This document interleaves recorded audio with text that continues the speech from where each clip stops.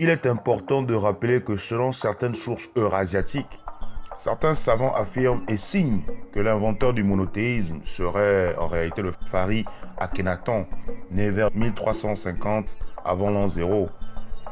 Ces affirmations à première vue auraient un sens, toutefois il convient pour les Africains d'adopter une démarche scientifique afin d'éclairer le plus de personnes possible sur ce sujet. Car dans la réalité des faits historiques, le monothéisme existait déjà à Tameré, dit Égypte antique, bien avant la période d'Akhenaton. Dans cette vidéo intitulée Qui est Moïse, nous avons partagé des informations démontrant les similitudes frappantes entre Moïse et Akhenaton, confirmant au passage que ces derniers seraient en fait qu'une seule et même personne. Cependant, une information nous a échappé et on souhaiterait clarifier certains points.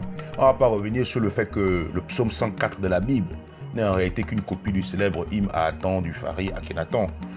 On va juste démontrer que le monothéisme existait déjà bien avant la période d'Akhenaton parce que certains égyptologues, dans leurs ouvrages, continuent de distiller des informations selon lesquelles le monothéisme serait véritablement né sous son règne, ce qui est en partie faux. Et pour soutenir notre argumentaire, prenons par exemple cette graphie égyptienne.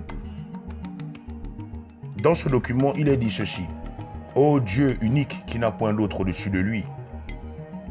Ce document égyptien est vieux de 1500 ans avant l'existence d'Akhenaton. Et comme vous avez bien compris ce passage, il est évident que ce texte a été repris des millénaires après dans les religions dites révélées, comme on peut le constater dans le Coran et la Bible.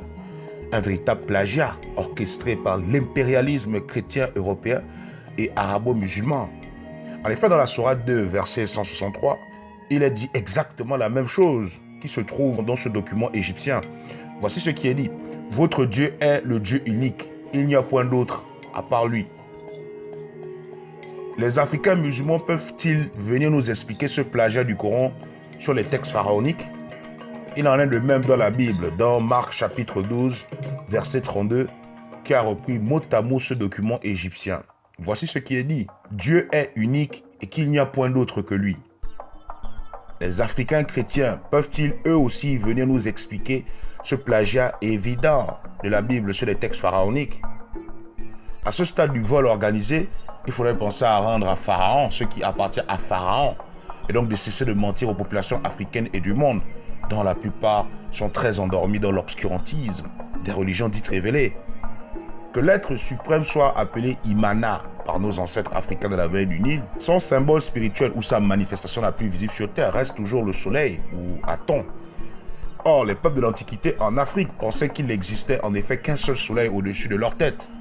Et c'est pour cette raison que tous les débats théologiques portant sur le polythéisme ou le monothéisme sont inexistants en Afrique antique, ce qui ne fut pas le cas ailleurs.